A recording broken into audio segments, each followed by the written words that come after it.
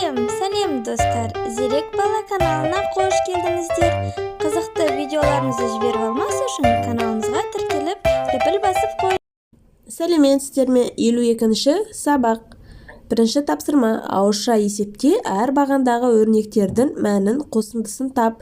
Сонда сен суретте бейнеленген қазақ жазушылары мен ағартушыларының аты жөнін білетін боласың.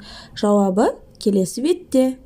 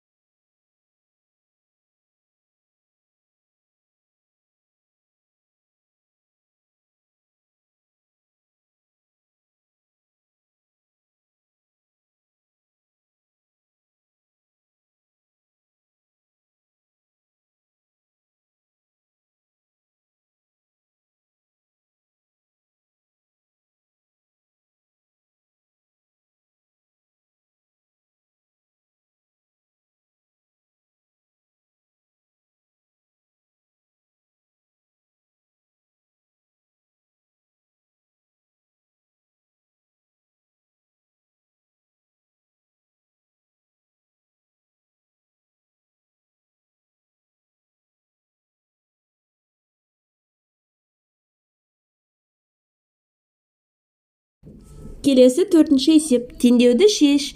570 көбейтілген x азайтылған 4700 тен 13540. Есептейміз.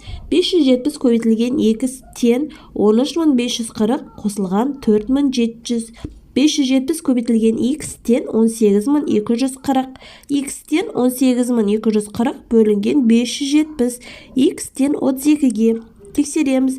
570 көбейтілген 32 тен азайтылған 4700 тен болады 13540. Жауабы дұрыс. Келесі теңдеу: 31 көбейтілген 550 азайтылған x жақшаның ішінде көбейтеміз 120-ға тен 10200. Есептеп шығарамыз. 31 көбейтілген 550 азайтылған x қалады тен 10 жақтағы 10200-ді 120 көбейтіліп тұрса, теннен бермен қарай ауысқанда ол бөлу болады. 10200 бөлінген 120. 17050 азайтылған x тен 85. x тен 17050 азайтылған 85. x тен 16965 орнына қоямыз. 31550 азайтылған 16965 көбейтілген 120 тен болады 10200. Жауабы дұрыс. Келесі 5-ші есеп: отбасында 3 бала бар. Анасының жасы барлық баласының жастарының қосындысына 5 жас артық. Әкесінің жасы Арман мен Бауыржанның жасының қосындысынан 3 есе артық. Кімнің жасы үлкен, әкесінің бе, әлде анасының ба? Қанша жас үлкен? Есептейміз. Шартын жазамыз. Анасы белгісіз. Ерлан 18 жаста, Арман 10 жаста, Бауыржан 5 жаста. Әкесі мен анасының жасын табамыз. Әкесінің жасы 3 есе артық, жасы 5-ке артық. Шешімін жазамыз. Балаларының жасының қосындысын қосамыз, анасының жасын табу үшін. 18 қосылған 10 қосылған 5 және де 5 артық деп жазылып тұр. Тағы да 5-ті қосамыз. Тен 38. Анасының жасы 38. Келесі әкесінің жасын қосамыз. 10 қосылған 5 көбейтеміз 3-ке, себебі 3 есе артық делінген. Тен 45.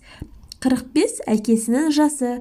45-тен 38 азайтқанда 7 болады. Жауабы әкесінің жасы анасының жасынан 7 жас үлкен. Әкесі отбасыда үлкен.